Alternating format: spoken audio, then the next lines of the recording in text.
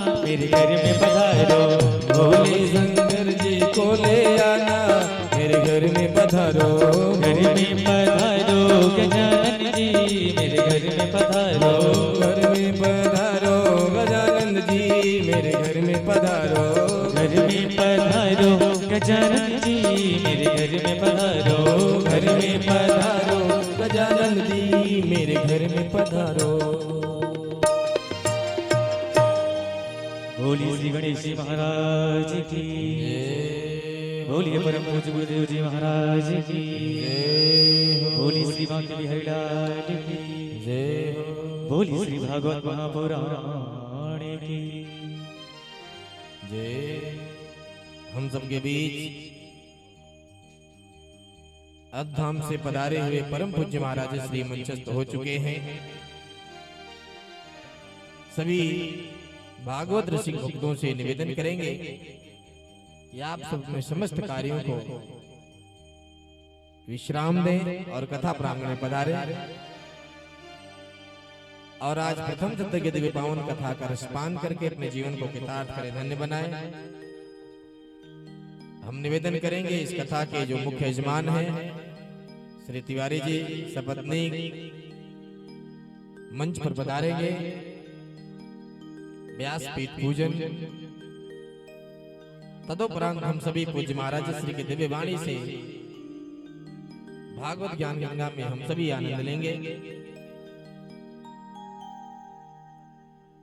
सभी भक्तों से निवेदन कि आप सब पधारें कि संपूर्ण कार्यों को विश्राम दें, कथा प्रांगण में अपना स्थान प्राप्त करें, क्योंकि बड़ी भाग्य से हम सबको यह अवसर प्राप्त हुआ है।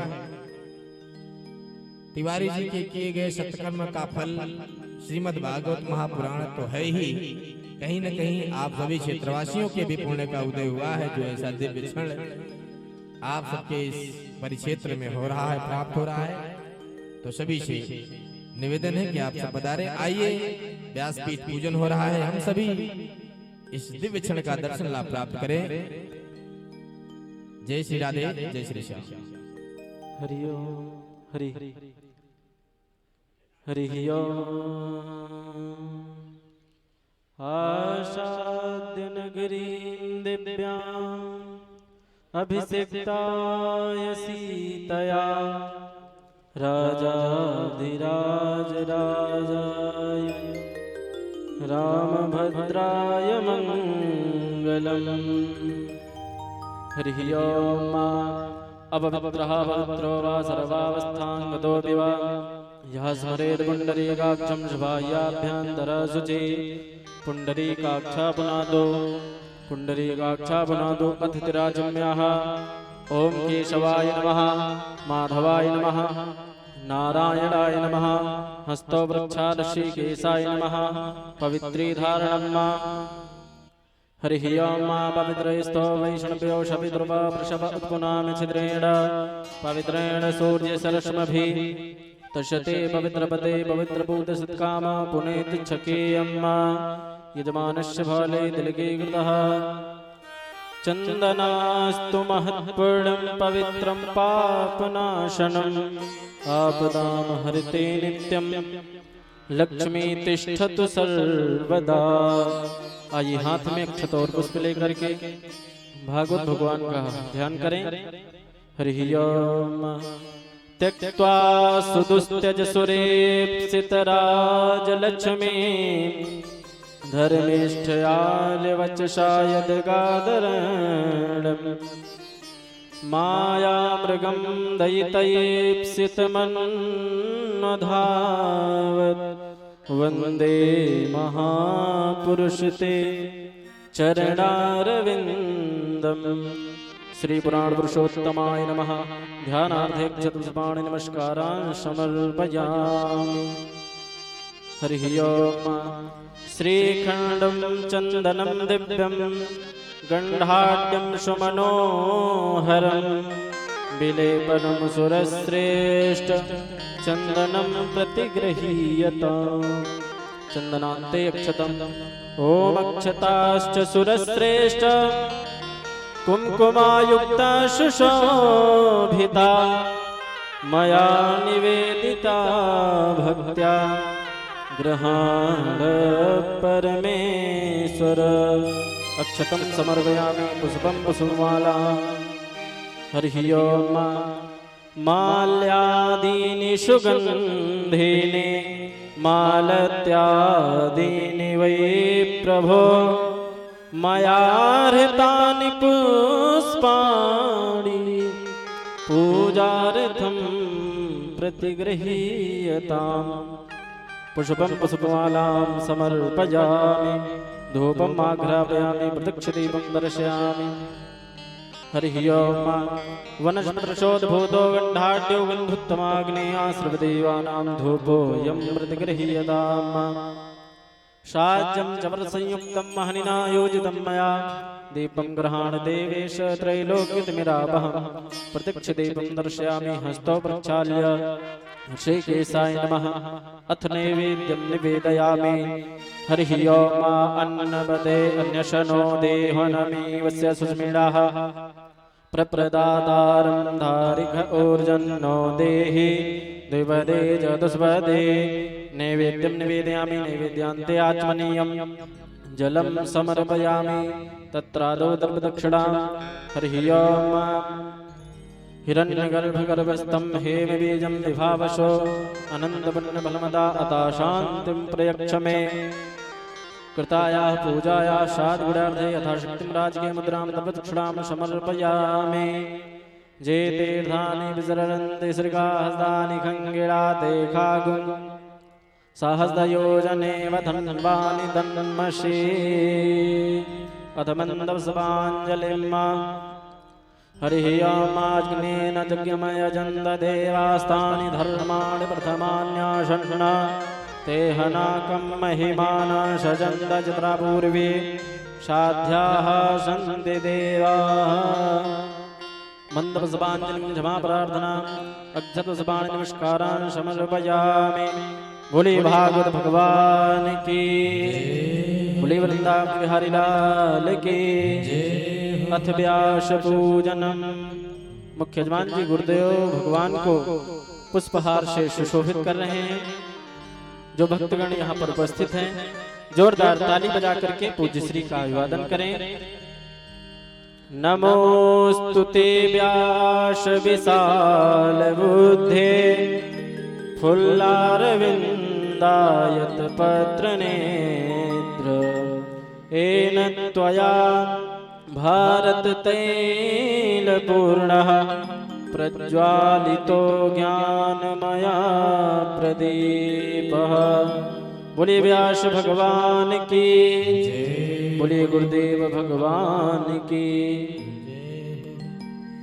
भगवान की बड़ी कृपा के फलस्वरूप हम सभी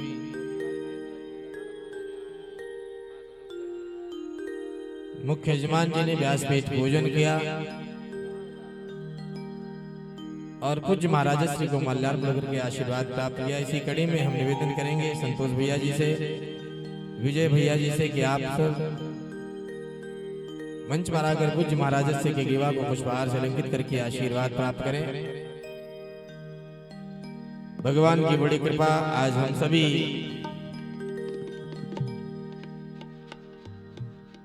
इस पावन कथा महोत्सव में हम लोग सम्मिलित हुए हैं। इस कथा का प्रसारण भी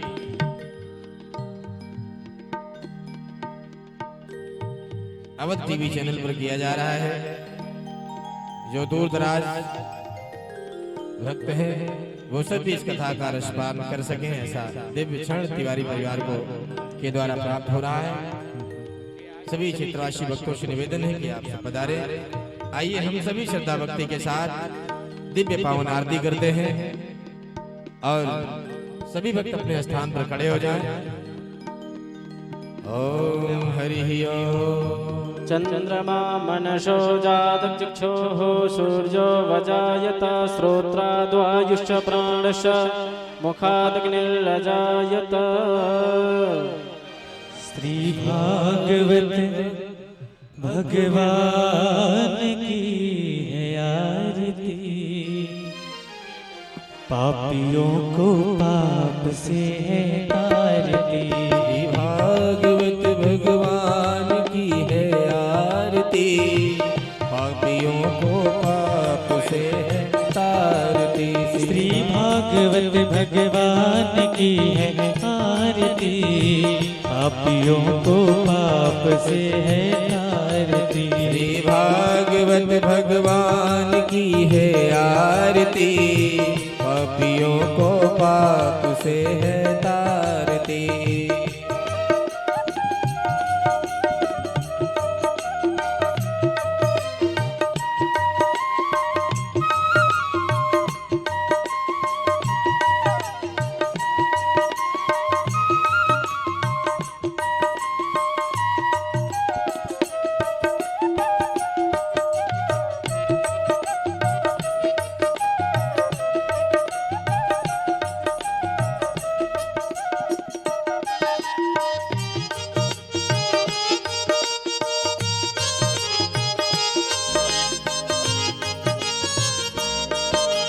अमर ग्रंथ मुक्ति पंथी, पंचम वेद निराला, नव ज्योति जगाने वाला।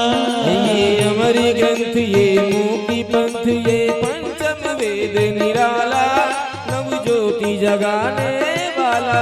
ये अमर ग्रंथ ये मुक्ति पंथी, पंचम वेद निराला, नव ज्योति जगाने वाला। हरि नाम यही हरि नाम यही, हरि नाम यही हरि नाम यही, जग के मंगल की आरती। पापियों को पाप से है तारती, श्री भागवत भगवान की है आरती, पापियों को पाप से है तारती। श्री भागवत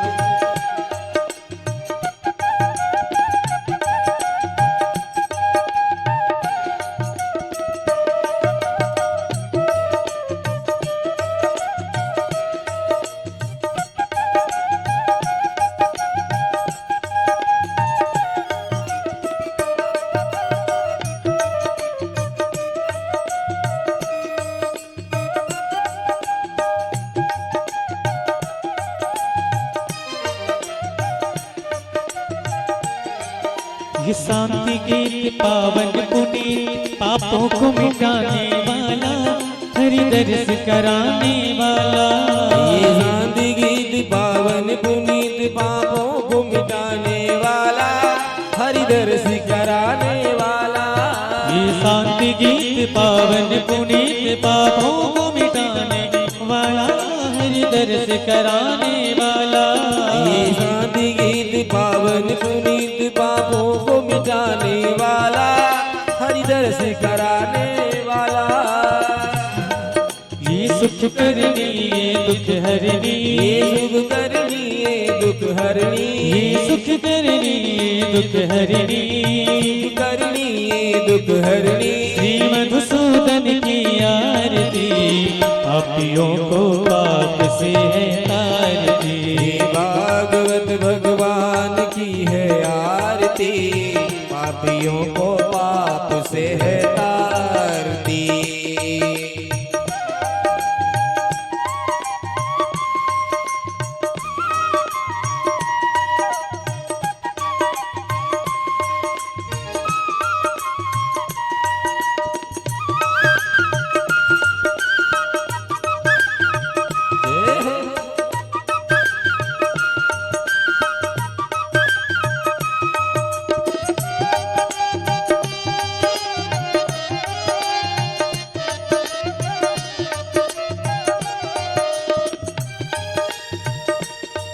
ये मधुर बोल भव पंथ खोल, सत्य मार्ग बताने वाला, बिगड़ी को बनाने वाला।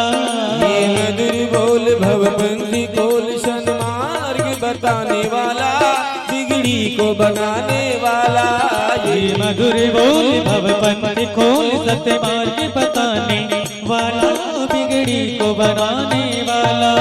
ये मधुर बोल भव पंथी खोल, सन्मार्ग बताने वाला, बिगड़ी को बनाने वाला। श्री राम जी यही घनश्याम जी यही, श्री राम जी यही घनश्याम जी यही, श्री राम जी यही घनश्याम जी यही, राम जी यही, घनश्याम जी यही, प्रभु की महिमा की आरती, पापियों को पाप से है तारती। भागवत भगवान की है आरती, पापियों को पाप से है तारती। श्री भागवत भगवान की है आरती, पापियों को पाप से है तारती। भागवत भगवान की है आरती, पापियों को पाप से है तारती। पापियों को पाप से है तारती, पापियों को पाप से है कर्पूर गौरम करुणावतारम संसार सारम भुजगेन्द्रहारम सदा वसंतम हृदयारविंदे भवं भवानी सहितं नमामि। त्वमेव माता च पिता त्वमेव, त्वमेव बन्धुश्च सखा त्वमेव, त्वमेव विद्या द्रविणं त्वमेव, त्वमेव सर्वं मम देव देव, त्वमेव सर्वं मम देव देव, त्वमेव सर्वं मम देव देव। आरार्दिक्यं दर्शयामि जलेन शीतलीकरणं हस्तोवृक्षालस्य नमः। सभी भक्तगण अपने स्थान पर एक परिक्रमा लगा लें। हरि ओम। यानि कानि च पापानि जन्मान्तरकृतानि च तानि पापानि नश्यन्तो प्रदक्षिणां पदे पदे। बोले वृंदावन बिहारी लाल की, बोले अयोध्या धाम की, बोले अवध शरीयों की, बोले कनक बिहारी लाल की, बोले श्री हनुमान गढ़ी की, बोले व्यास भगवान की, बोले गुरुदेव भगवान की, जय जय श्री राधे श्याम। सभी व्यक्ति अपने स्थान पर बैठ जाएं। आज प्रथम सत्र कुछ विशेष लोग पधारे हैं इस पावन कथा में। उनसे निवेदन है कि मंच पर आकर पूज्य महाराज श्री के गेवा को पुष्पहार से अलंकृत करें, आशीर्वाद प्राप्त करेंगे। जिनमें है श्रीमान उमाशंकर दुबे जी, आप पूज्य महाराज श्री के गेवा को पुष्पहार से अलंकृत करके आशीर्वाद प्राप्त करेंगे। श्री शिववरदान दुबे जी, श्री पवन दुबे जी, श्री दिनेश पाठक जी, आप सभी भक्तों से निवेदन है कि मंच पर आकर पूज्य महाराज श्री को पुष्पहार से अलंकृत करके आशीर्वाद प्राप्त करें। इसी कड़ी में श्री ओम प्रकाश पांडे जी, श्री अलगु प्रसाद जी, आप भी पूज्य महाराज श्री से आशीर्वाद प्रसाद प्राप्त करेंगे। भगवान की बड़ी कृपा है, हम सभी आज प्रथम सत्र में ही उपस्थित हैं। कहते हैं जिसका आगाज अच्छा होता है उसका अंजाम भी बहुत अच्छा होता है। तो जो आज पधारे हैं, मुझे विशेष उन पर कृपा है भगवान की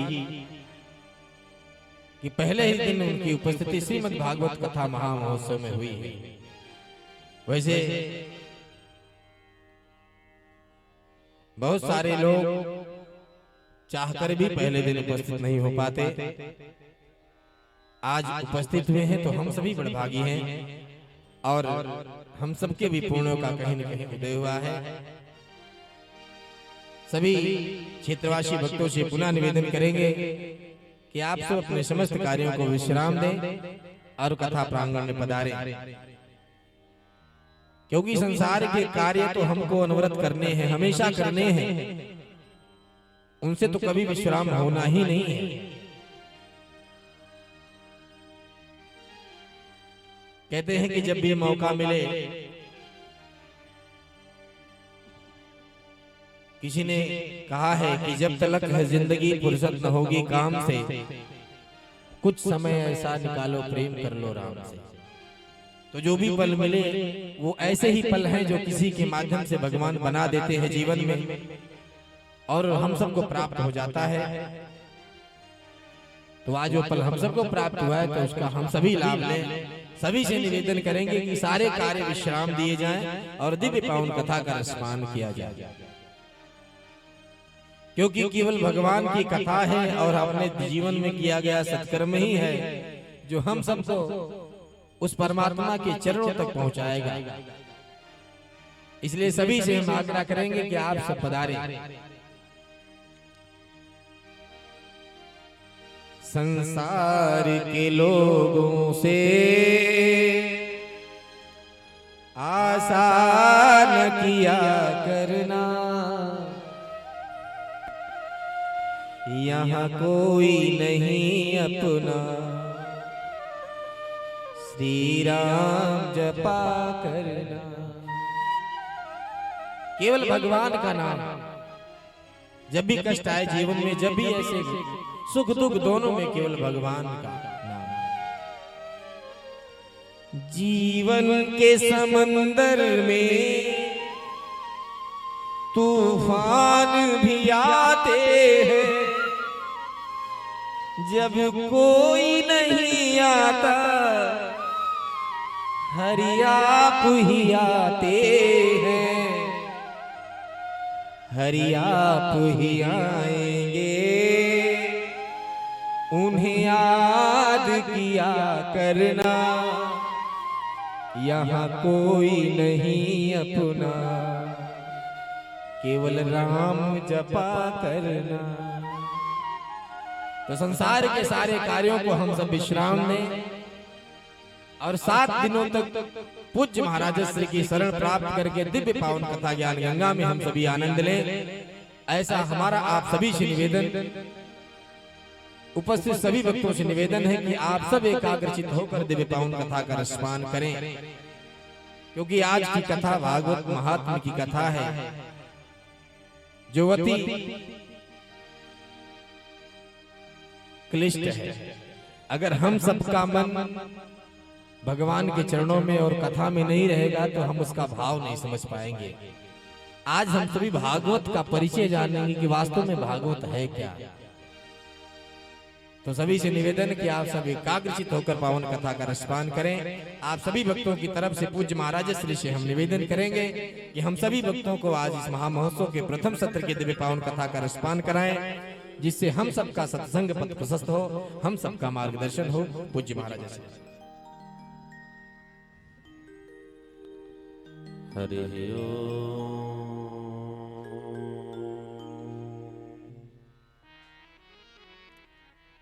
हरि ओम।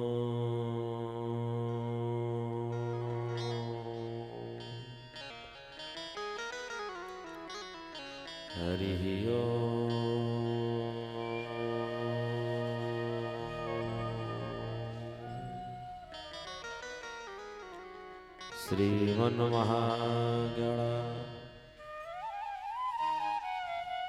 श्रीमन्महागणाधिपतये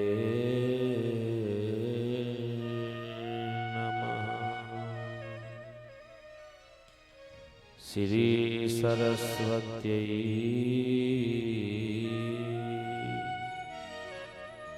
नमः। श्री गुरु चरण कमलेभ्यो नमः। श्रीमत् स्वामिने परमहंसाय नमो नमः।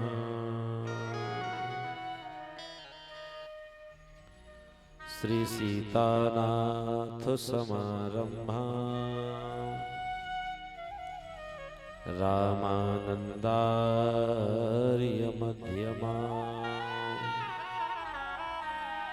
अस्मदाचार्य पर्यंता वंदे श्री गुरु परंपरा। कृष्णाय वासुदेवाय हरे परमात्मने प्रणतक्लेशनाशाय गोविंदाय नमो नमः। ज्ञानिनामपि चेतांसि देवी भगवती हि सा वलादाय कृष्णमोहाय महामाया प्रयक्षति महामाया प्रयक्षति उल्लंघ सिंधोः सलिलम् सलीलम् यः शोकवहनी जनकात्मजाय आदाय तेनैव ददाह लङ्काम् नमामि तं प्राञ्जलराञ्जनेयम्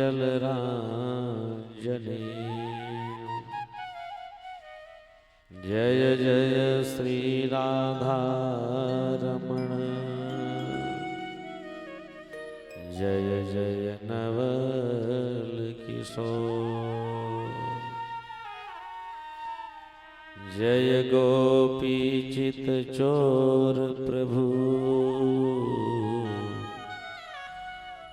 तो जय जय माखन चोर तो राधे दो बड़ भागिनी कवन तपस्या की तीन लोक तारण तरण सो तेरे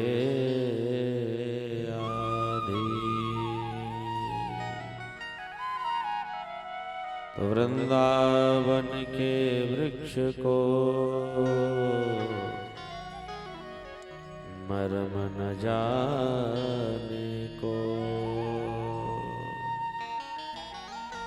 जहाँ डाल डाल अरुपात पर श्री राधे राधे हो श्री राधे राधे हो। बोली राधा कृष्ण भगवान की वृंदावन बिहारी लाल की जय हो। श्री हनुमान जी महाराज की जय हो। जय जय श्री राधे श्याम। अकारण करुणा वर्णालय भक्तवांशः कल्पतरु कर्तुम अकर्तुम अन्यथा कर्तुम सर्व समर्थवान परमपिता परमात्मा नारायण की असीम अनुकंपा से इस कथा प्रांगण में उपस्थित सभी श्रोता महानुभाव, श्रद्धामयी वात्सलमयी माताओं, नन्हे मुन्ने प्यारे बच्चों, इस महायज्ञ में उपस्थित आचार्यगण, आत्मीय संगीत के आचार्यों की पवित्र पावन उपस्थिति में आए हम आप सब भगवान की मधुर मंगलमय अमृतमय कथा सुधा की पावन ज्ञान गंगा में गोता लगाएं। उससे पूर्व अपने मन वाणी अंतःकरण को पावन करने के लिए 2 बार भगवान नाम का आश्रय, तदुपरांत भगवान की मधुर मंगलमय अमृतमय कथा में हम आप सब आनंद प्राप्त करेंगे। बोली भक्तवत्सल भगवान की श्री राधे राधे गोविंद गोविंद राधे श्री राधे राधे गोविंद गोविंद राधे श्री राधे राधे गोविंद गोविंद राधे श्री राधे राधे गोविंद गोविंद राधे श्री राधे राधे गोविंद गोविंद राधे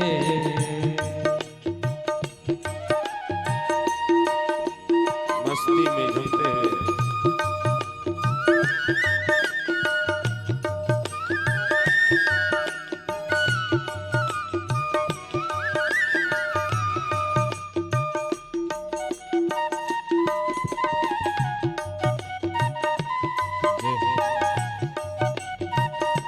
हरि बोल।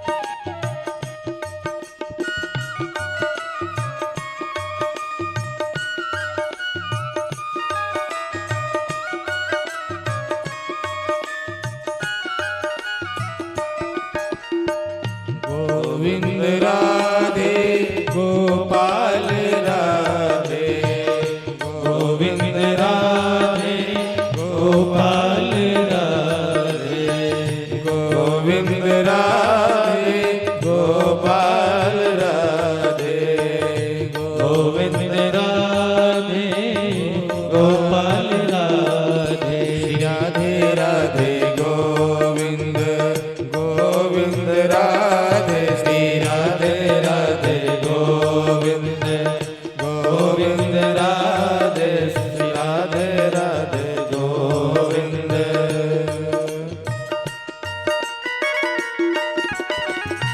मस्ती में झूमते हुए राधे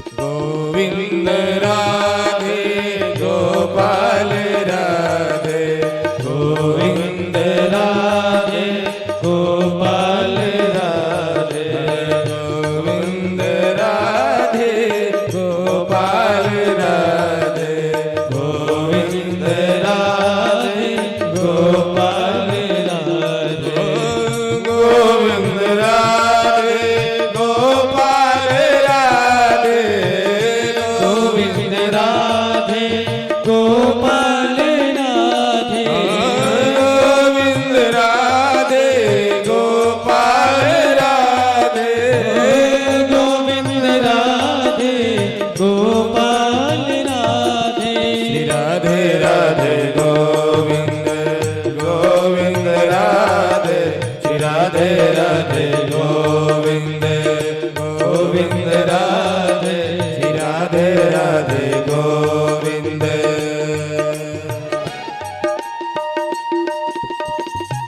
श्री राधे जय हो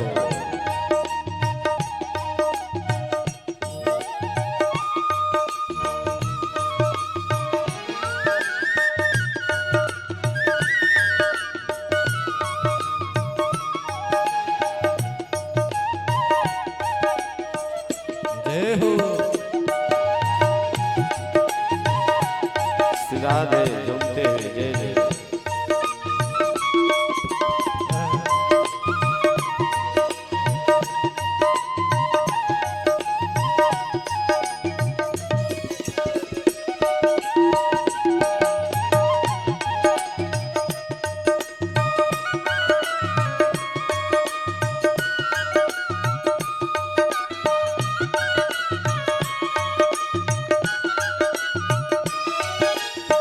गोविंद राधे गोपाल राधे गोविंद राधे गोपाल राधे गोविंद राधे गोपाल राधे गोविंद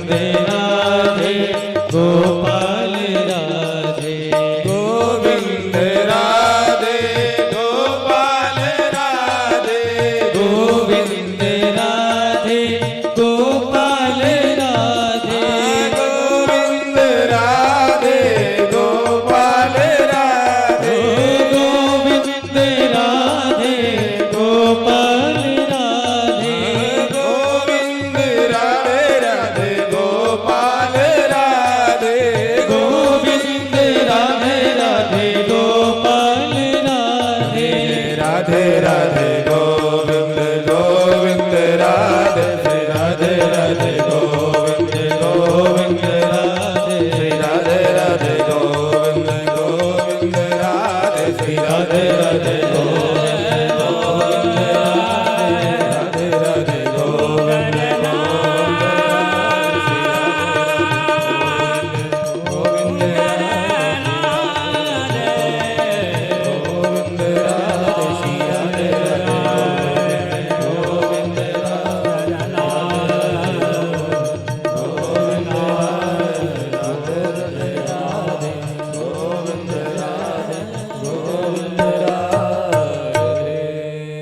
बोली राधा गोविंद भगवान की जय जय श्री राधे।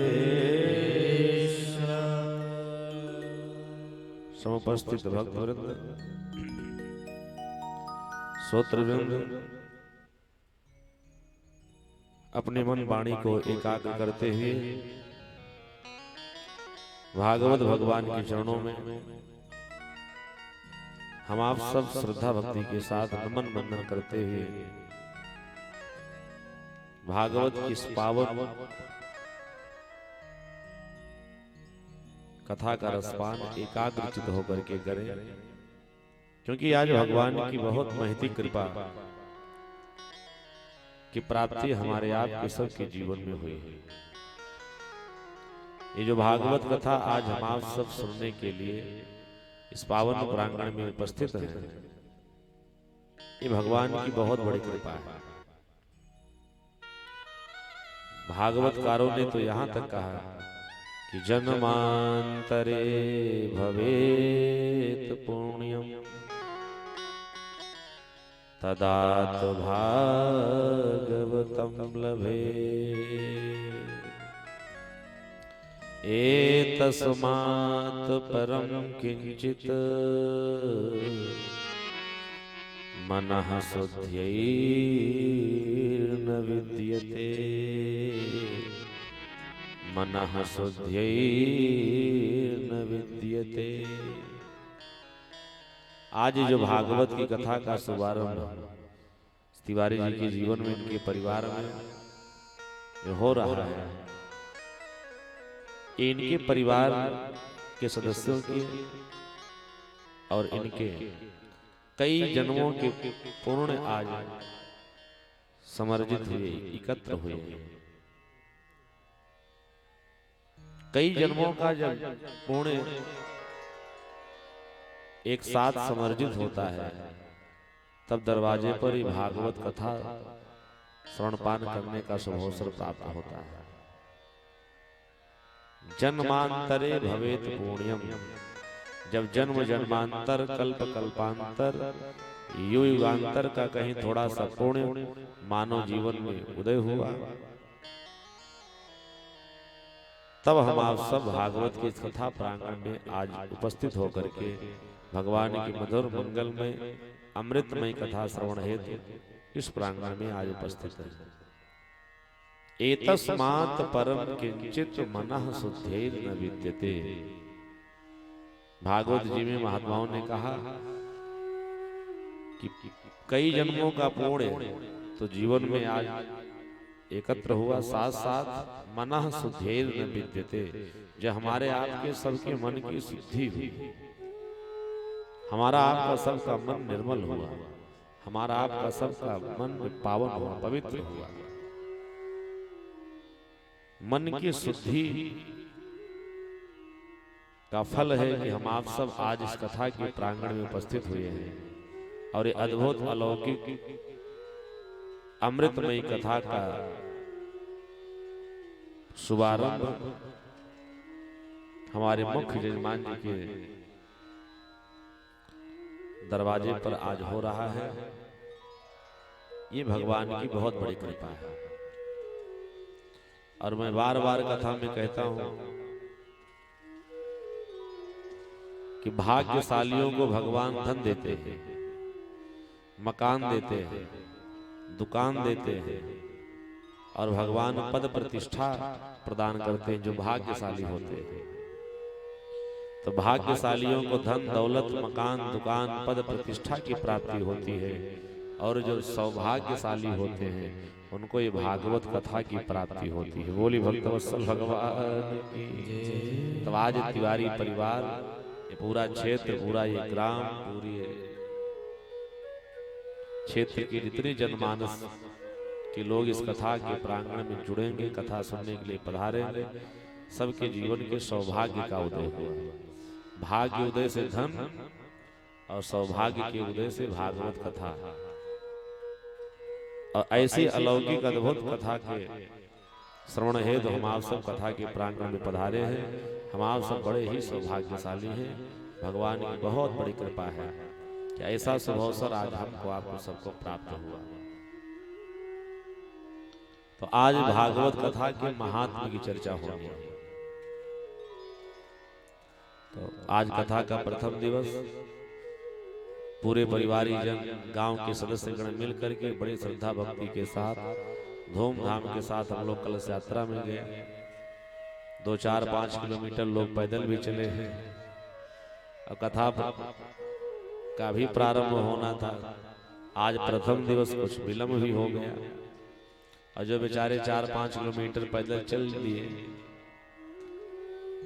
अब श्रमित भी हो गए, इतना थक गए कि कथा में आने का अब आज आधे लोगों का तो मन ही नहीं है। बोले भक्तवत्सल भगवान। अब गांव वालों का क्या, जब परिवार है कि लोगों का नहीं है। परंतु कलश यात्रा में खूब आनंद आया।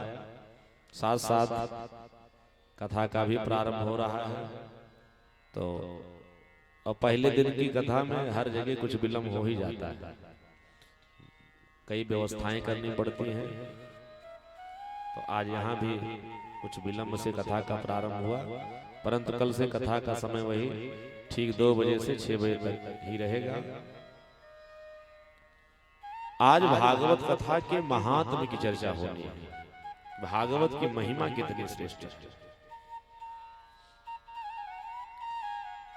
भागवत के प्रथम दिन भागवत की महात्म्य की चर्चा होती है, परंतु महात्म्य की चर्चा हम लोग करें उससे पूर्व भागवत क्या है, भागवत का क्या अर्थ होता है, यहीं से हम आप सब भागवत कथा का प्रारंभ करेंगे। प्रायः होता क्या है कि भागवत महात्म्य की कथा हम लोग सुन लेते हैं, पूरी 7 दिन की भागवत की कथा सुन डालते हैं। परंतु अगर कोई पूछ ले कि भागवत का अर्थ बताओ, तो भागवत कथा तो पूरा सुन डाले, एक एक प्रसंग सब याद भी कर डाले, परंतु भागवत के अर्थ से हम आप सब वंचित रह जाते हैं। तो आज हम आप सब भागवत महात्म्य में चलेंगे। उससे पूर्व भागवत का क्या अर्थ होता है, यहीं से भागवत कथा का शुभारंभ किया जाए। तो भागवत के अर्थ को करते हुए आदि गुरु शंकराचार्य जी ने भागवत के चारों अक्षरों का अलग अलग अर्थ किया है। भागवत में 4 अक्षर है, भा, गा, वा और ता। तो आदि गुरु शंकराचार्य जी ने चारों अक्षरों का अलग अलग अर्थ किया कि भांति सर्वेश वेदेषु अगतिर्यस्य दुरत्यया वरिष्ठः सर्वशास्त्रेषु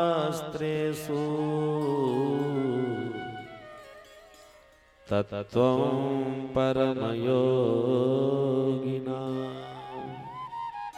तत्त्वं परमयोगिनां।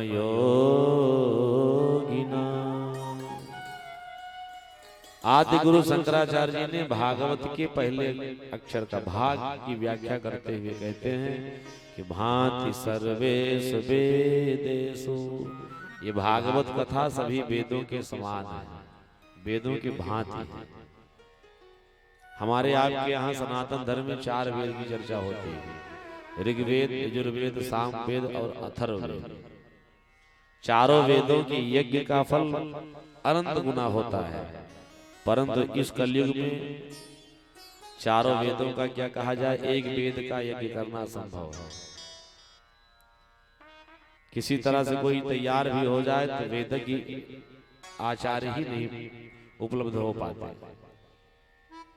परंतु ये शंकराचार्य जी ने कहा कि केवल जीवन में भागवत कथा का अनुष्ठान सुव्यवस्थित ढंग से अगर ये मनुष्य पूर्ण कर लेता है तो भा शब्द का अर्थ है कि चारों वेदों के यज्ञ करने का फल केवल भागवत कथा से उसको प्राप्त हो जाएगा। बोली भक्त वत्सल भगवान की। तो भा शब्द का अर्थ है भांति सर्वेश वेदेषु। ये भागवत कथा सभी वेदों के समान है, वेदों के भांति है। वेदों की यज्ञ करने का फल भागवत से प्राप्त होगा। और गा शब्द का अर्थ है गतिर्यस्य दुरत्यया। इसको जानना, इसको सुनना, सुनाना, समझना, समझाना, पढ़ना, पढ़ाना ये बड़ा कठिन कार्य है। क्यों? क्योंकि भागवत ये विद्वानों का ग्रंथ है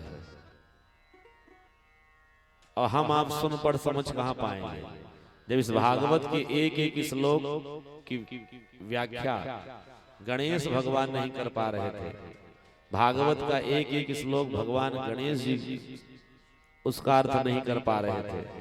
तो हम जैसे साधारण मनुष्य संसार सागर के प्रपंच में दिन रात फंसे रहने वाले कैसे भागवत को समझ पाएंगे? तो भागवत का जो गा अक्षर है ना, गतिर्यस्य दुरत्यया, इसको जानना, सुनना, सुनाना, समझना, समझाना, पढ़ना, पढ़ाना, ये कहना, ये सब कठिन है। बड़ा दुस्तर ग्रंथ है। इसलिए भी इस ग्रंथ को सबसे श्रेष्ठ माना गया, दुस्तर माना गया कि जब सारे सनातन धर्म के बड़े बड़े शंकराचार्य, बड़े बड़े साधु संत महात्मा ऋषि मुनि त्यागी सन्यासी जति आचार्य गण जब एक स्थान पर बैठ करके और तय करते हैं कि दुनिया का सबसे बड़ा विद्वान कौन है, अब इसकी परीक्षा होनी चाहिए।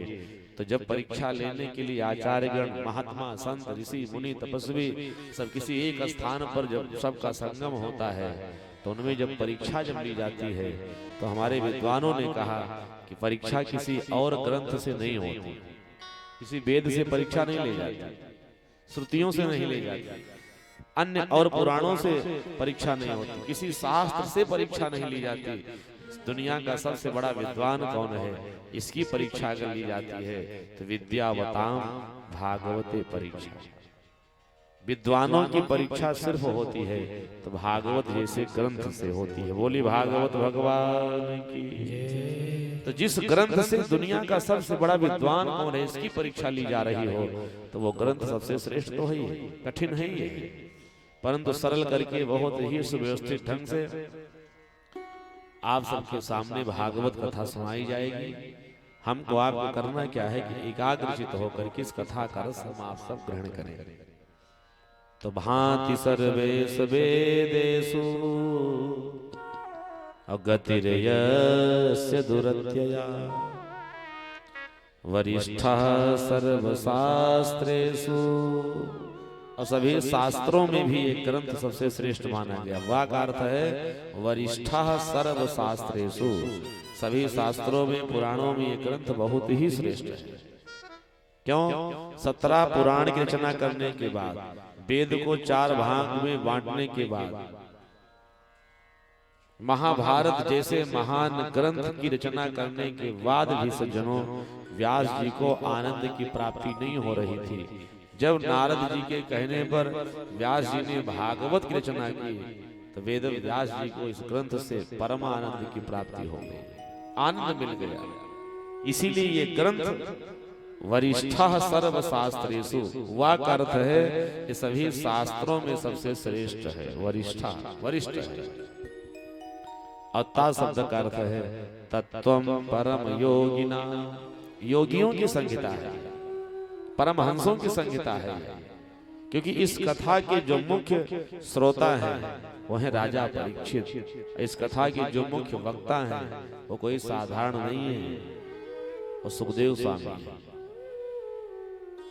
एक बहुत मीठी बात बताऊं, ऐसे अगर हम आपसे चर्चा करें तो इस भागवत कथा के जो वक्ता हैं, जो व्यास हैं, वो श्री सुखदेव स्वामी हैं। परंतु भागवत में जो चर्चा होती है ना, सुखदेव स्वामी के रूप में भागवत कथा को परीक्षित जी को स्वयं साक्षात भगवान ही सुनाए हैं।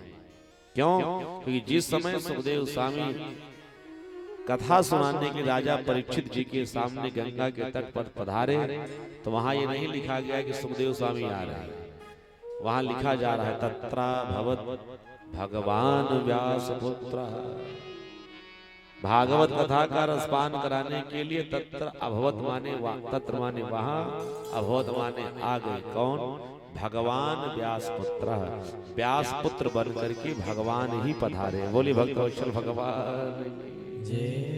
तो सच तो यह है कि भागवत के वक्ता सुखदेव स्वामी के रूप में भगवान ही थे। तत्रा भवत भगवान व्यास पुत्र, भगवान ही व्यास पुत्र बन के पधारे। तो जिस कथा के वक्ता स्वयं साक्षात भगवान नारायण के स्वरूप में सुखदेव स्वामी और राजा परीक्षित जैसे श्रोता, तो वो ग्रंथ जो है सज्जनों, वो योगियों की संहिता है, परमहंसों की संहिता है। तो आद्य गुरु शंकराचार्य जी ने चारों अक्षरों का अर्थ किया कि भांति सर्वेश वेदेषु गतिरयस्य दुरत्यया वरिष्ठः सर्वशास्त्रेषु तत्त्वं परम योगिना। ये व्याख्या तो हमने आपने आदि गुरु शंकराचार्य जी की वाणी के द्वारा गाई गई सुन रहे थे, परंतु आप सबके लिए और सरल व्याख्या कर दी जाए, सरल अर्थ बता दिया जाए कि भागवत का क्या अर्थ है। तो भागवत का बड़ा सरल प्यारा अर्थ है। भा का सीधे से अर्थ है भा माने भक्ति। जिस समय हम आप सब भागवत की कथा को श्रवण करने के लिए भागवत के पांडाल में पधारते हैं, तो सबसे पहले हमारे आपके सबके जीवन में भा से भक्ति का निवास होता है।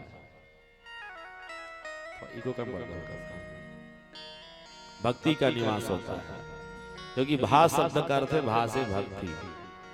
याद रखिए, हमारे आपके सबके जीवन में भगवान की भक्ति बहुत आवश्यक है।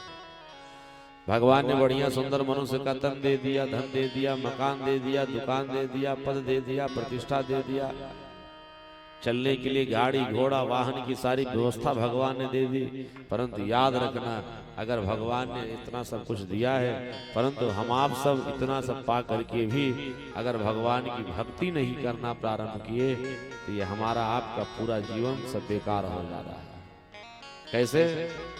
जैसे भोजन हमारी माताएं बहुत स्वादिष्ट बनाती हैं, बहुत सुंदर सुंदर बनाती हैं, 56 प्रकार का व्यंजन बन के तैयार हो जाए। जितने लोग बैठे हो बताओ, 56 प्रकार के व्यंजन में बढ़िया मिर्च मसाला, हल्दी, गरम मसाला, छोले मत, जितना कुछ होता सब छोड़िए। परंतु आप बताओ, 56 भोग बनाने के लिए सारी व्यवस्था हम आप करें, परंतु उसमें नमक न डालें।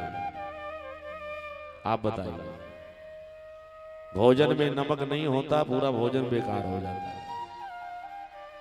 इसी तरह भगवान ने मनुष्य का तन दिया, मानव तन पा करके अगर हमारे आपके सबके जीवन में भक्ति नहीं, तो हमारा आपका सबका ये जीवन भी बेकार है। कैसे?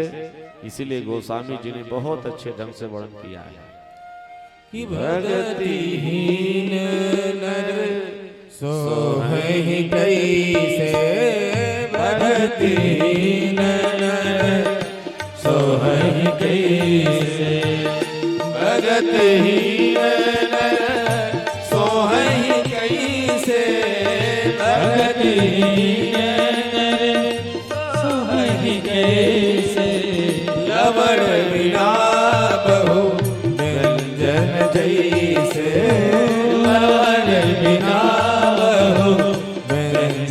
जैसे, लवण बिना बहु व्यंजन जैसे, भगतिहीन नर सोहहि कैसे,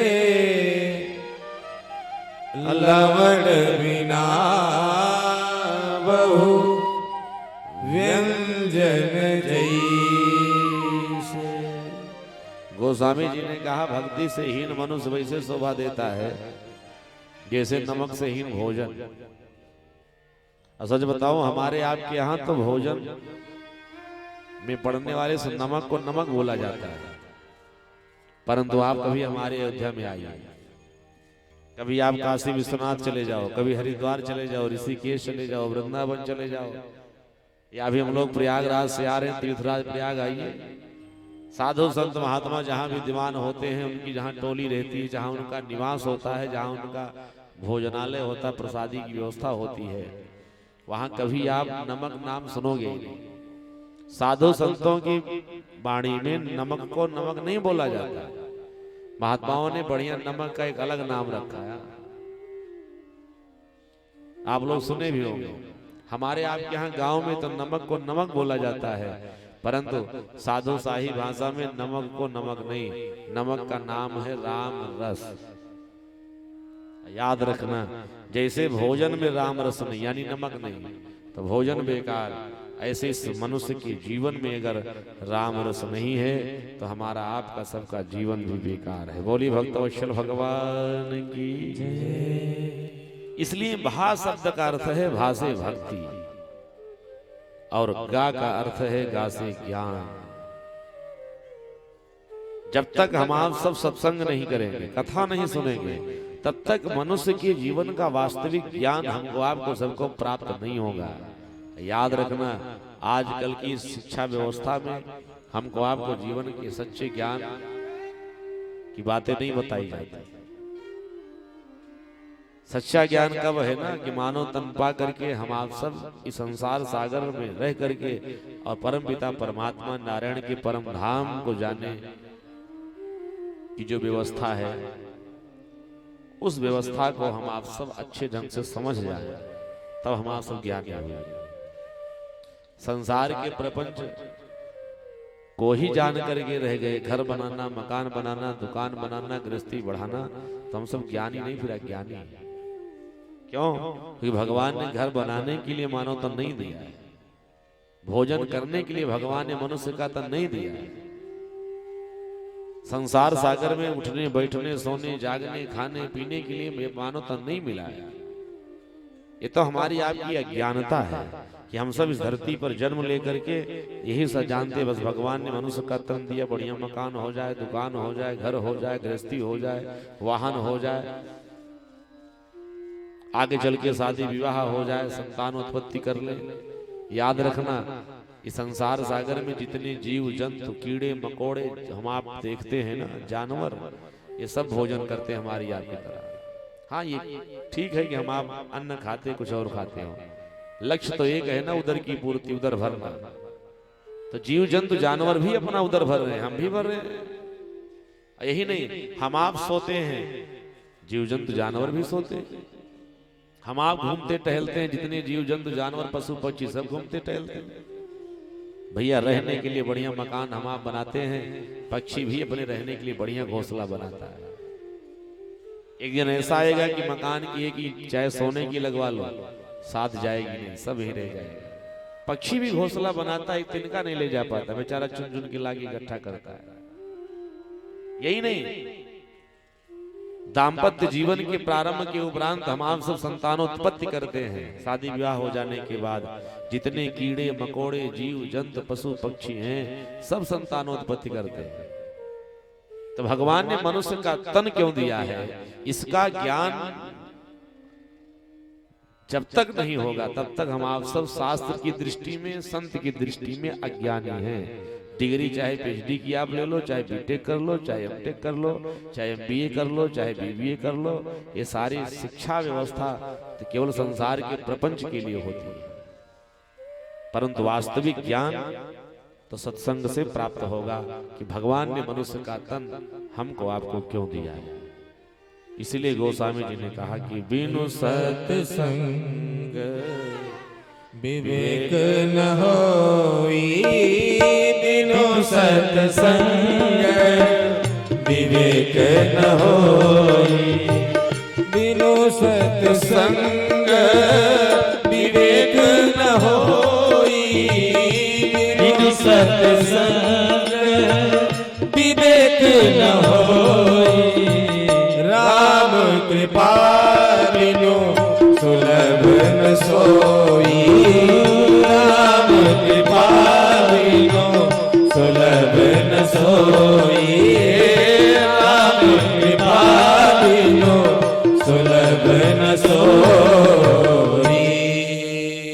सत्संग की प्राप्ति बिना भगवान की कृपा के होती नहीं, याद रखिए। कितना भी हम आप सब प्रयास कर लें, ये भागवत कथा सुनना ये हमारे प्रयास का फल नहीं है, परिश्रम का फल नहीं है, ये भगवान की कृपा का फल है। जब तक ईश्वर की कृपा नहीं होगी इस कथा के प्रांगण में हम आप सब एक क्षण बैठ नहीं सकते। देखिएगा 7 दिन इसी दरवाजे पर बीत जाएगी तिवारी जी के यहाँ। कितने लोग ऐसे होंगे कि घर में बैठ करके टेलीविजन देखेंगे, सीरियल देखेंगे, संसार का प्रपंच करेंगे, लेकिन कथा प्रांगण में आने के लिए समय नहीं मिलेगा। दरवाजे पर होती है कथा और लोग घर में बैठ करके देखते हैं सीरियल। हाँ, कितने बेचारे ऐसे हैं ना, बहुत प्रयास करके यहाँ आएंगे फिर भी यहाँ बैठ करके भी उठ के चले जाए। क्यों? क्योंकि ये कथा तिवारी जी के द्वारा आयोजित की गई है। संतोष भैया आयोजक हैं, विजय भैया मेहनत करके व्यवस्था किए, परंतु कथा इनकी नहीं है। ये कथा भगवान श्री कृष्ण की हो रही, कन्हैया की हो रही है। और जब कथा कन्हैया की हो रही है, जिसको भगवान बुलाएंगे सच है वही आएगा, और जिसको नहीं बुलाएंगे ना वो नहीं आ पाएगा। प्रमाण के लिए 7 दिन तक देखिएगा भैया संतोष जी, आप बैठे हैं, जिनको आप बहुत ज्यादा स्नेह करते होंगे, बहुत खास आपके रहे होंगे ना, ऐसे 2-4 लोग जिनको तो आपने 10 बार फोन किया वो नहीं आ पाएंगे। आप देखिएगा, और जिनको हम आप कभी सोचे नहीं थे भी हमारे दरवाजे पर आए कथा सुनने के लिए, वो न जाने कैसे टपक पड़ेंगे आगे। अगर हमारे आपके प्रयास से मेहनत से होता तो जिनको हम बुलाते भैया 7 दिन तक कहीं जाना नहीं, आपको 2 दिन पहले आ जाना है, तो क्यों ना आ जाते हो? परंतु उनके ऊपर भगवान की कृपा नहीं है।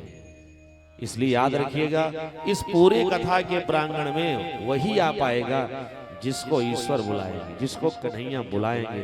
क्योंकि ये कथा किसी हमारी नहीं हो रही, न जजमान की हो रही है, न किसी और की हो रही है। कथा भगवान श्री कृष्ण की हो रही है, और कन्हैया जिसको चाहेंगे प्रांगण में वही पधारेंगे। बाकी पूर्व जन्म के पाप ते हरि चर्चा न सुहाए, जैसे ज्वर के ताप से भूख भस्म होए जाए, भूख भस्म होए जाए। जब पूर्व जन्म का सर पाप आकर के सर पर जब विराजमान हो जाता है ना, तो भगवान की कथा फिर अच्छी नहीं लगती, फिर कथा का प्रांगण ये अच्छा नहीं लगता। हाँ, लोग कहते हैं ना कि क्या जाएं कथा सुनने के लिए, जैसे प्रांगण में जाते हैं तैसे निद्रा देवी नींद आ जाती है। क्यों? पूर्व जन्म का पाप जो है ना, जब सर पे आके सवार हो जाता है ना, तो कथा में बैठने के बाद भी उस चाहता कथा न सुने। इसलिए हमको आपको बड़ी एकाग्रता से तन्मयता के साथ अपने घर गृहस्थी के सारे कार्य को छोड़ करके 3-4 दिन का जो समय है ना, 3-4 घंटे का प्रतिदिन 7 दिन तक, इस पूरे समय का सदुपयोग हमको आपको करना चाहिए। ये भगवान की कृपा से ही ये सुलभ है। ईश्वर से प्रार्थना करें कि इस आनंद में हमारा भी योगदान हो, कथा के प्रांगण में बैठ करके हमें भी कथा सुनने का अवसर मिले। कि बिनु सत्संग विवेक न होई,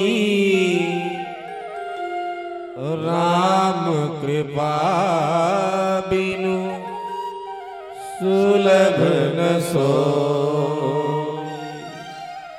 राम कृपा बिनु सुलभ न सोई।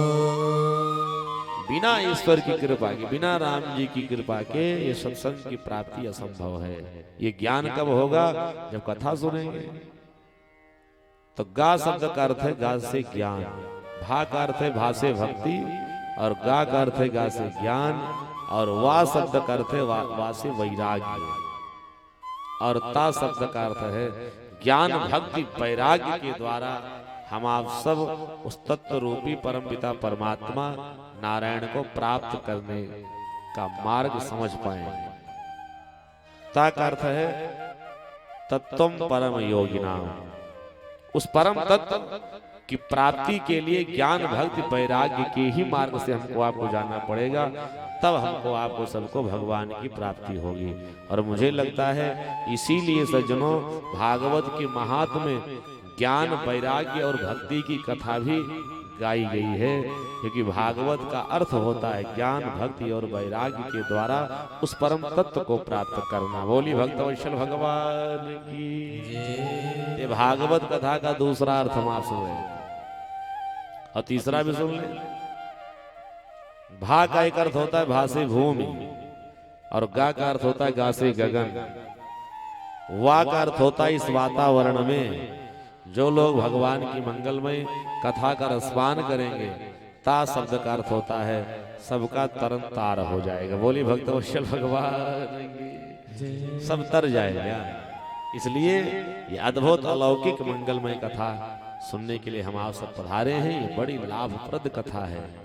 एक सबसे मीठी बात बता दूं आप सबको, मैं बार बार कथा में कहता हूं कि जब जीवन में कहीं बहुत विशेष लाभ मिलता हो ना, विशेष फायदा होता है, आपकी भाषा में बोलो जहां करोड़ों का लाभ मिलता हो या मिलने वाला हो, तो लोग कहते क्या है कि पीछे 1000-2000 का नुकसान होता है तो छोड़ दो, जाने दो।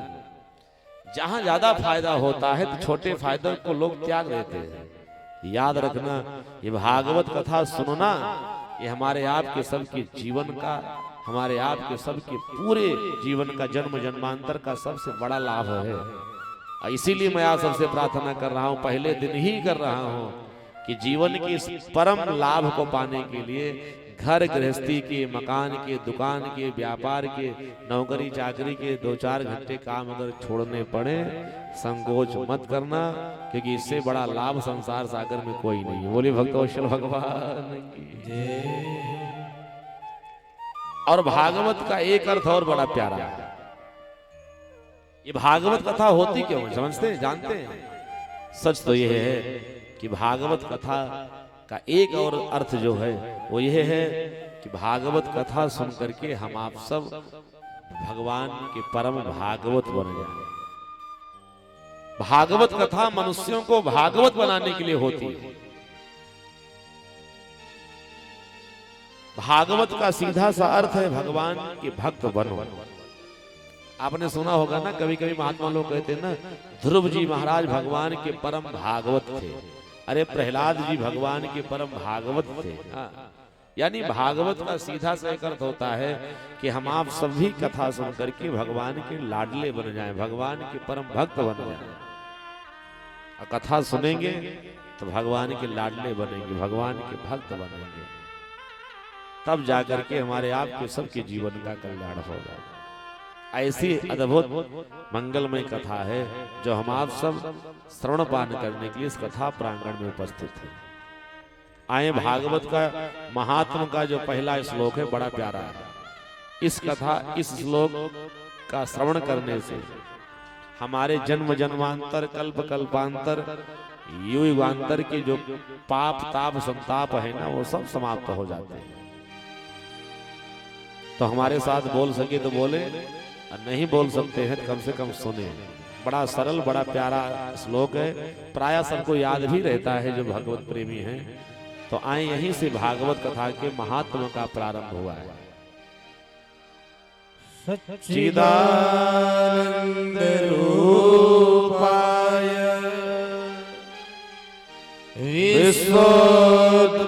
विश्वोत्पत्त्यादि हेतवे तापत्रय विनाशाय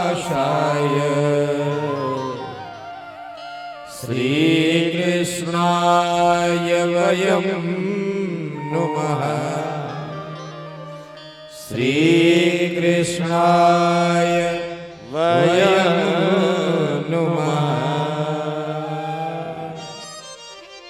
भागवत के प्रारंभ में भगवान के 3 रूप का परिचय दिया गया।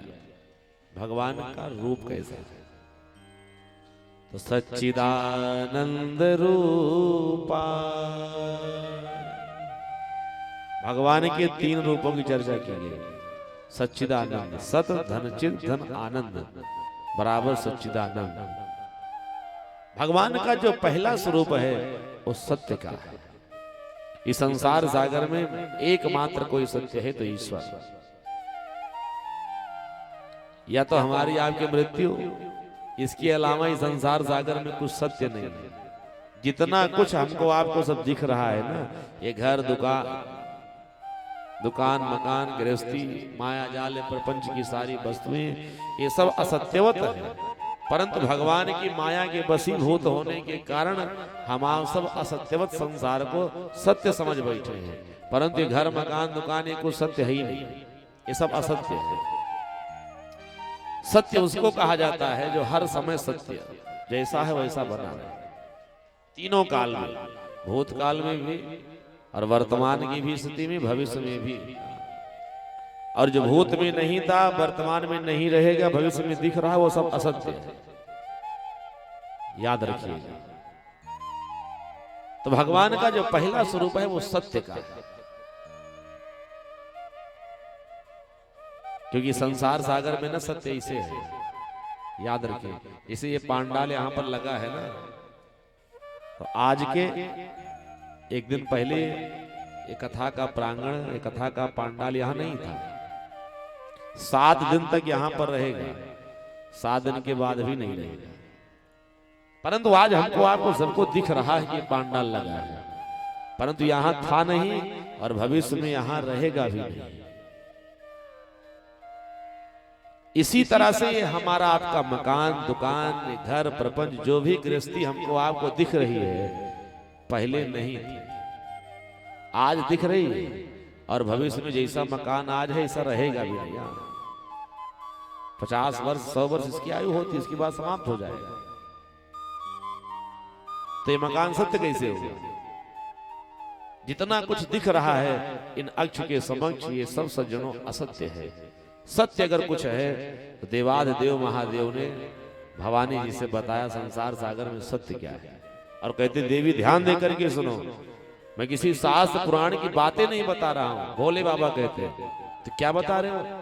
भोले बाबा ने कहा देवी मैं अपना अनुभव बता रहा हूं कि संसार सागर में सब असत्य है, सत्य कुछ है केवल और केवल भगवान का भजन। भगवान उमा कहा हूँ मैं अनुभव अपना, उमा कहा हूँ मैं अनुभव अपना, उमा कहा हूँ मैं अनुभव अपना, उमा कहा हूँ मैं अनुभव अपना।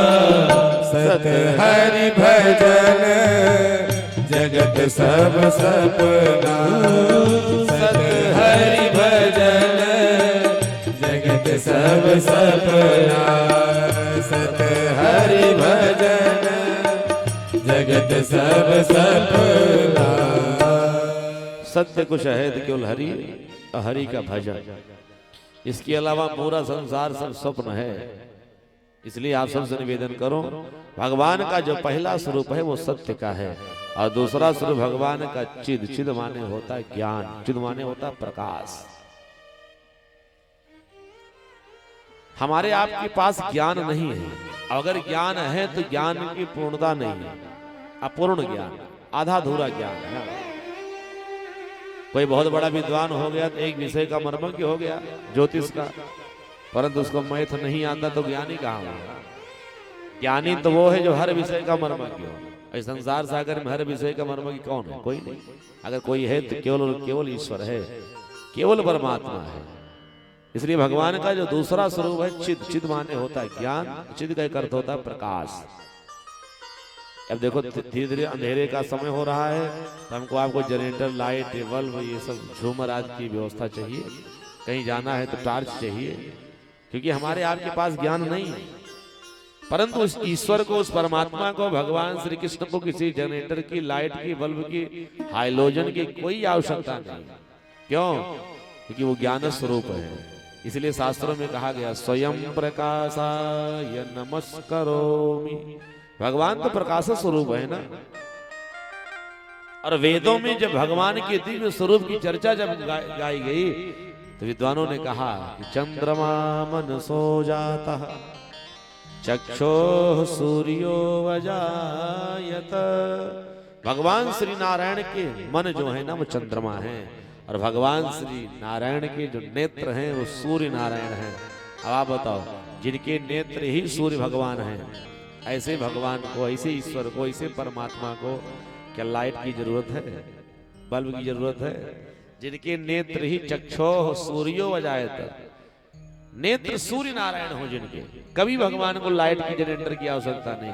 ये तो प्रकाश स्वरूप है ना।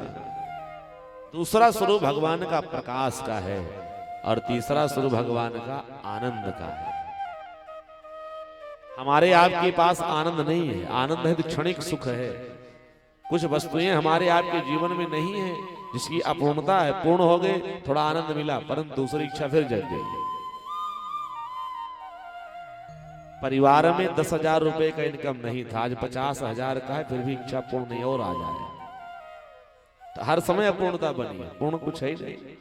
आनंद भी है, क्षण मात्र का है, वो भी आधा अधूरा। पूर्ण आनंद अगर किसी के पास है तो केवल और केवल ईश्वर के पास, भगवान श्री कृष्ण के पास। कि जो आनंद सिंधु सुख राशि उसी करते त्रय लोक सुपासी, सी करते त्रय लोक सुपासी। भगवान तो आनंद के सागर हैं, आनंद के सरोवर हैं। सीकर कहते कुसा को, एक कुसा उठा लीजिए। कुसा जो पंडित जी लोग लेके आते पूजा पाठ कराते, कुसा उठा करके जैसे सरोवर में डालेंगे ना और कुसा उठाएंगे तो एक बूंद जो छोटा सा जल उसकी नोक पर टिक जाता है, उतना आनंद पाने के बाद केवल एक परिवार, एक गांव, एक क्षेत्र, एक जनपद, एक प्रदेश, देश नहीं, तीनों लोग आनंदित हो जाता है। उस आनंद के सरोवर से एक बूंद आनंद मिल जाए पूरी दुनिया आनंदित हो जाती। इतने बड़े आनंद के सागर भगवान हैं। इसलिए भगवान को कहा जाता है सच्चिदानंद रूपाय। अब भगवान करते क्या हैं? तो कहा विश्वोत्पत्त्यादि तवे। ऐसे जो सच्चिदानंद स्वरूप परमात्मा हैं वो विश्व की उत्पत्ति करते हैं, विश्व का पालन करते हैं और विश्व का संहार भी करते, संग्रहण करते हैं। ऐसे भगवान के चरण शरण में जाने से तापत्रय विनाशाय श्री कृष्णाय वयं नुमः। ऐसे सच्चिदानंद स्वरूप भगवान के शरण में जाने से हमारे आपके जीवन की जो तीन ताप हैं, दैहिक, दैविक, भौतिक, तीनों तापों का निवारण होगा। यानी परिवार में, जीवन में जो कष्ट हैं, जो दुख हैं, जो आने वाली विपत्तियां हैं, उन सब का समन होगा। कब? जब ये जीव भगवान के चरणों में प्रणाम करेगा, भगवान के चरण शरण को ग्रहण करेगा। तापत्रय विनाशाय श्री कृष्णाय वयं नुमः। तो पहले श्लोक में भगवान श्री कृष्ण की वंदना की गई है। और ये भागवत कथा जो आज इस गांव में प्रारंभ हो रही ना आपके, सच तो यह है, इस कथा का प्रारंभ आपके गांव में नहीं, इस कथा का प्रारंभ तो नैमिषारण्य में हुआ है। नैमिषारण्य की पवित्र पावन धरा, जहां पर 88,000 ऋषि मुनि महात्मा सब विराजमान हैं और श्री सूत जी महाराज पधारे। सूत जी का ऋषियों ने खड़े होकर के खूब स्वागत किया, बैठने के लिए बढ़िया दिव्य आसन दे दिया और हाथ जोड़ करके 88,000 ऋषियों ने सूत जी महाराज जी से बड़ा प्यारा पावन प्रश्न किया है। यज्ञान ध्वांत विध्वंसः कोटि सूर्य समप्रभा सूताख्याहि कथा सारम मम कर्ण रसायन।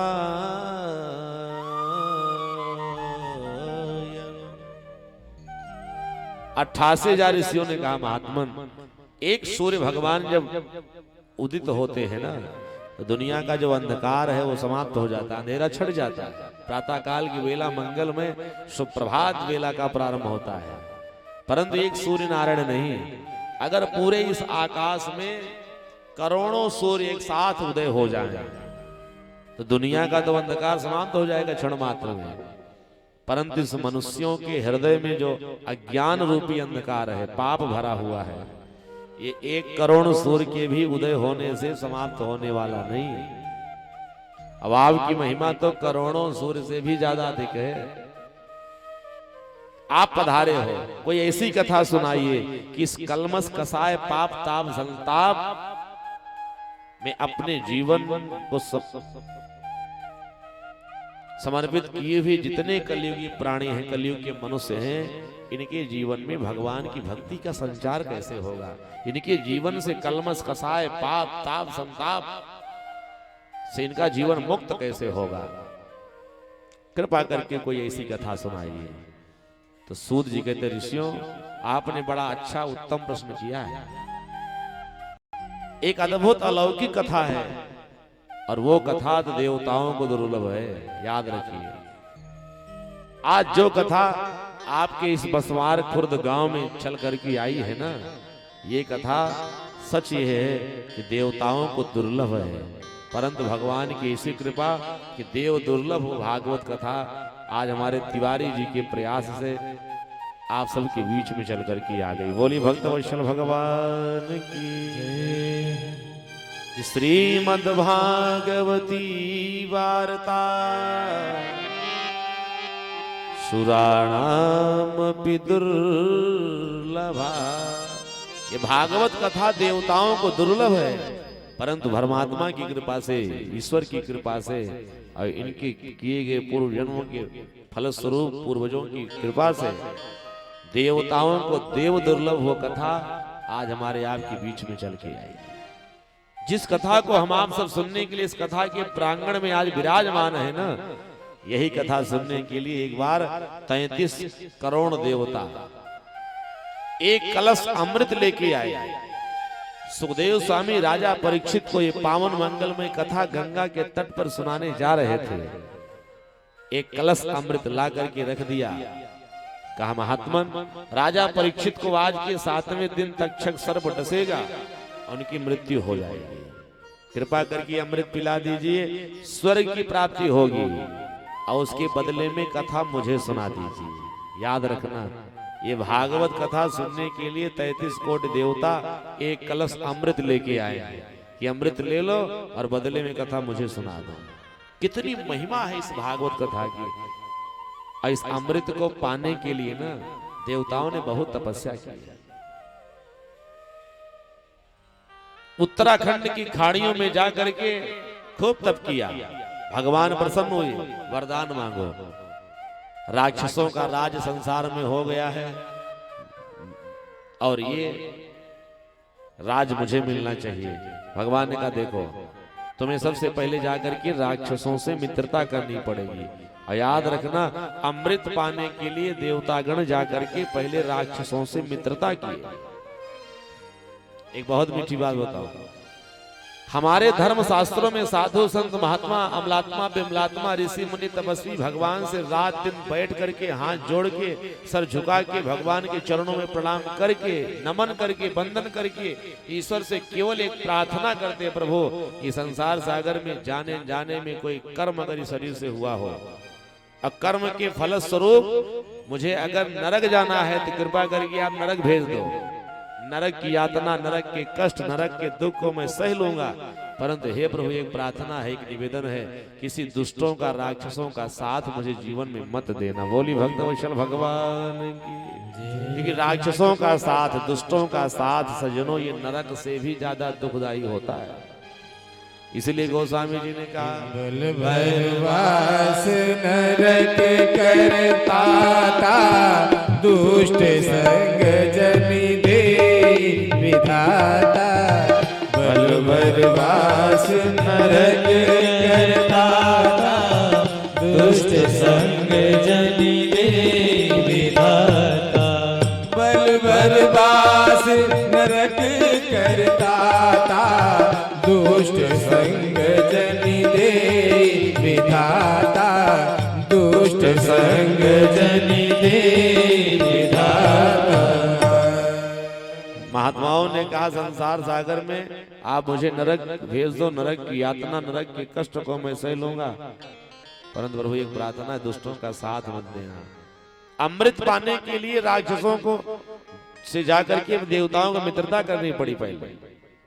सोचिए कितनी पीड़ा। और उसके बाद एक बहुत मीठी बात बताऊं, इस संसार सागर में रावण जैसे दैत्य का वध करने के लिए भगवान राम अकेले आए। उस रावण का भगवान ने उद्धार कर दिया। रावण के क्या, पूरे संसार के राक्षसों का भगवान ने उद्धार किया। रावण इतना बड़ा बलशाली था, इतना बड़ा वीर था ना, जब चलता था तो पृथ्वी डगमगा जाती थी, पैर रखता था तो पूरी पृथ्वी डगमग डगमग करती थी, रसातल में चली जाएगी। और रावण जब गर्ज देता था तो देवलोक में देवताओं की पत्नियों को गर्भपात हो जाता था। रावण की गर्जना में वो ताकत थी। संतों ने कहा चलत दसानन डोलत अवनी,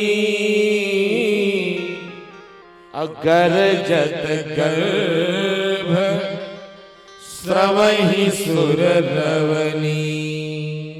रावण जब गर्ज देता था तो देवलोक में देवताओं की पत्नियों को गर्भपात हो जाता था। रावण जब चलता था पूरी पृथ्वी डगमगाती थी। इतना बलशाली वीर रावण। इस ऐसे रावण का उद्धार करने के लिए भगवान राम अकेले अवतार लेकर के सारे संसार से राक्षसों का उद्धार करके धर्म की स्थापना की, अधर्म का भगवान ने विनाश किया। और यही नहीं, कंस आज दैत्यों का वध करने के लिए भगवान श्री कृष्ण अकेले आए, सारे संसार से राक्षसों का उद्धार कर दिया। एक ऐसा बलशाली वीर वरदानी राक्षस था जिसकी मृत्यु संसार सागर में कहीं हो ही नहीं सकती थी। उसने ब्रह्मा जी से वरदान लिया था, प्रभु मैं न दिन में मरूं, न रात में मरूं, न घर में मरूं, न घर से बाहर मरूं, न पृथ्वी पर न आकाश में। यही नहीं, ब्रह्मा जी की बनाई गई सृष्टि मुझे कोई मार न सके, 12 महीने में हमारी मृत्यु न हो। ऐसे वरदानी राक्षस हिरण्याकश्यप का उद्धार करने के लिए भगवान अकेले आए, नरसिंह नारायण के रूप में। और सच तो यह है, भगवान को एक थप्पड़ भी नहीं लगाना पड़ा। भगवान ने इतने वरदानी राक्षस का उद्धार केवल अपने नाखूनों से कर दिया। बोले भक्तवत्सल भगवान की, थप्पड़ भी नहीं उठाना पड़ा। आप जरा विचार करो। परंतु एक छोटा सा काम, कौन सा कार्य था? किसी तरह से अमृत देवताओं को मिल जाता, इतने काम था। इतना बड़ा बड़ा कार्य भगवान ने क्षण मात्र में कर दिया, परंतु देवताओं को अमृत मिल जाए, इसके लिए भगवान को संसार सागर में सज्जनों याद रखिएगा 3 अवतार लेना पड़ा। हर काम असंभव वाले कार्य के लिए एक अवतार में क्षण मात्र में काम हो गया। अमृत देवताओं को मिल जाए, 3 अवतार भगवान को लेना पड़ा। पहला अवतार जब समुद्र मंथन हो रहा था तो भगवान ने कच्छप का लिया, जिस पर मंदराचल पर्वत को अपनी पीठ पर भगवान ने धारण किया। दूसरा अवतार भगवान ने मोहिनी का लिया। तीसरा अवतार भगवान